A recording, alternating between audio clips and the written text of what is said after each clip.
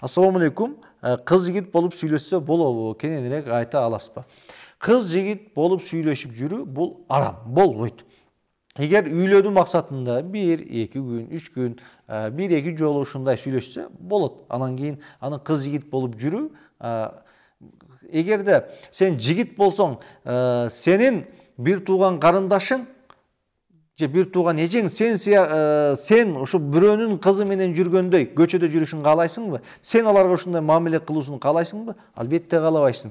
Эгерде кыз болгон болсоң, сенин сиңдиң, сенин эжең, сенин кызың башка бөтөн эркектер менен ушундай мамиле кылышын каалайсыңбы? Албетте жок, каалабайсың. Ошондуктан арам экенин бул сиз деле билип турасыз. Баарыбыз көрүп, жашообузда көрүп, билип турабыз.